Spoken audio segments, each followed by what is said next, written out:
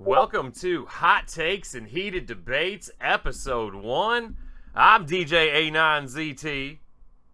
And I'm Mherex. And, Mherex, I got one for you today. Hot take. I'm going to build Ridge to 6-star silver over the new Braun. What? Yeah, so, I mean, he's already ready to go, and he's a beast, right? So I should just take who I have ready, right? I mean, that's one way of doing things. Well, what are you going to do? I mean, I'm going to take Braun. You're going to take Braun? Yeah, 100%. All right, but I mean, like, I was working on Ridge before Braun came out, and, like, I've already got him max 6-star bronze. I've got him Titan plated. I've got him double Fury 2'd. He was doing that peak Ridge damage here, you know, easy 7 million, you know, around turn 1-ish. And that stacks a little bit. And he's the same era as Braun and everything, so, like, should I really dump all my resources to build Braun that quickly or wait it out, or should I just take who I got ready? I think it's a fair question, right? Like, I think sometimes there's no wrong answer to that. It depends on your roster, it depends on your play style, and a lot of stuff like that. I mean, like, obviously, for me, I really enjoyed Braun with his preview, like the gameplay and stuff, and it was just a ton of fun. I think most people know I'm a Sammy mark, and the fact that I was even considering taking him up over Powerhouse Sammy, I think surprised a lot of people. So I think I think me as a content creator for sure has a bad habit of saying somebody is clearly better than somebody else, right? Or pretending, or not necessarily pretending, but like in the way we say it, people get the impression that I'm saying like somebody is clearly better than somebody else when that's not always the case. You know what I'm saying? Yeah, absolutely.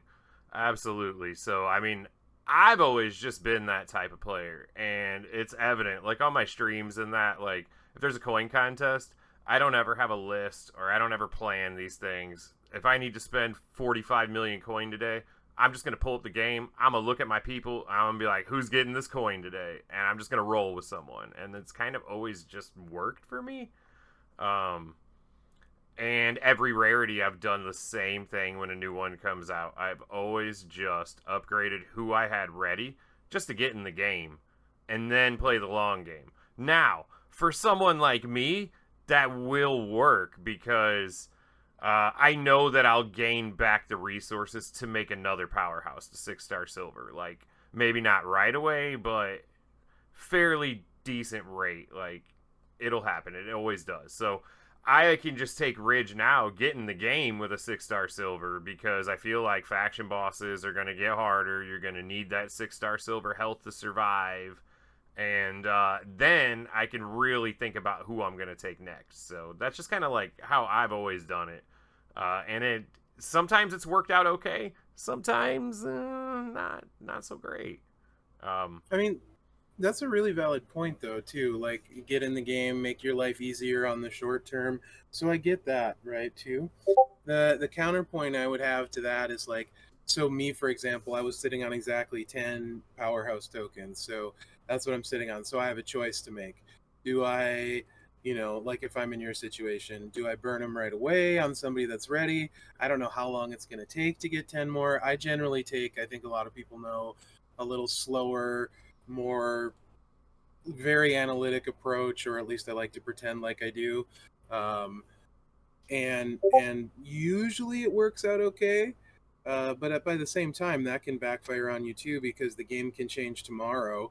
I.e., Showboat Gable, who I waited for and made my first 6-star bronze, and then within a month of that, they changed kickouts, so Protect Gems no longer worked. So all of the data, info, time spent really didn't pay off that big in that case. So it certainly doesn't always work out that way, right? Like, so we make the best choices based on who we are.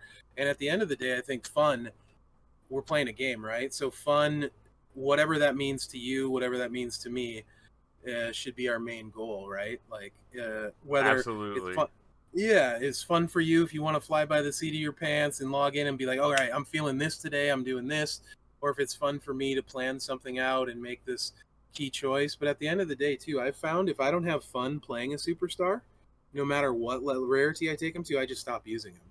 Exactly. For I've always been that way. Powerhouse KO, like the whole craze with KO. I never felt it. Like I just never really enjoyed using him.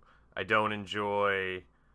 I know this is gonna make me sound so lazy and bad sometimes, but I don't enjoy thinking that much. Like I'm just like a fast-paced guy. Like I'm trying to move when I'm doing something on here. So that's why like someone like Ridge for me is like I don't really have to think. I'm just going to click these moves in a row and the board's going to blow up. I don't have to place nothing. So that's another thing to consider. Faction Boss seems to be trending towards one of the biggest game modes, right? Could maybe it's not bigger than Feud now, but it could be eventually because it's freaking awesome. But people where you have to choose things, they kind of lack behind in that because you're going to Sure. waste a lot of your time and you can't use it at the buzzer. You get that move off in time. It won't let you select the things like that. So someone like Ridge, if you could even click the button for that move before the buzzer, it's going off. So that's another big thing that I like about him. Now I'm not saying to people either. I guess that was the hot take, but that's just it breaks down to my playstyle. So I'm not saying that Ridge is better than Powerhouse Braun because obviously the proof is in the pudding. I've seen your video on Braun, and I'm sure everybody else has too. Ridge ain't putting out that Braun damage. I mean, I don't have him at 6 silver yet, but I still think that Braun will probably put out more damage earlier than him. Maybe Ridge can stack with the Titan plate and hit some high numbers on the second or third go around or whatever, but I know he's going to be good enough to get me in the game. I guess I'm saying I'll be able to win feud matches, showdown matches, play well in Faction Boss with him at least for a little while. So that's my take on Ridge, and that's how I'm kind of going about it. I'm going to build whoever up that I got ready now, and then after that, I'm going to take a long look. Because here's the other point that I could make on this. Maybe Braun is better than Ridge today, right? And maybe Braun is the best choice overall right now. Maybe. That could be a hot take in itself, right? But who's to say if I don't take Ridge today over the course of time that it takes me to get my next powerhouse to 6-star silver to get all the tokens I need, that there isn't going to be a superstar that blows Braun out of the water by then, and then I would be Oh, taking for them sure. up instead. So you never know how it's going to go. You don't. And well, to what you're saying, and since this is hot takes, I hate to echo your sentiment. I absolutely despise KO. Cannot stand him. There's too much random for me. And yes, he can hit amazingly hard. Mine's at 5-star gold. I do not like KO either. So there's a double hot take from both of us. In fact, for me, I actually feel like KO sucks, even though that's not accurate, right? Like he's very, very good.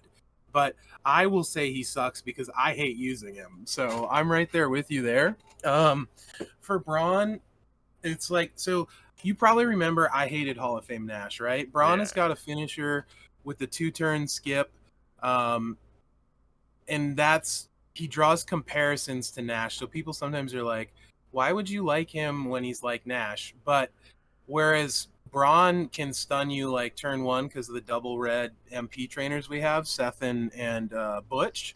He can hit the finisher and stun, and then he can blow up the board if you want, if you're not feeling safe, and hit really hard. Whereas Nash would blow up the board and hit for like 2 million, Yeah. and Braun was doing like 8 or 9 million at 6-star bronze, blowing up the board. So I like that safety net because a lot of powerhouses, honestly, most of them are turn two in general, right? Like they do good damage turn one, but they grow their damage and hit harder on turn two. The Titan plate effect, or they like use a sub and kind of go off or that kind of stuff. So, and what you're saying about boss, I completely echo that. I think boss is super important mode. So when you look at characters, it's good to have versatility. And I actually like that about Braun too, because he can do blasts, he can have some multiply gems. Interestingly enough, about Braun is he has no traditional color gem generate. So like he doesn't have a choose a specific color, he doesn't have a random specific color. The closest he comes is he makes 10 blast gems into reds. But he doesn't have your traditional gem generate at all. So it's surprising that he works, recycles, and flows. I just think he's a really, honestly, I said when I previewed him, I feel like he was top to bottom the best designed card as far as all the moves working together in different combinations, right? Like there's no throwaway moves.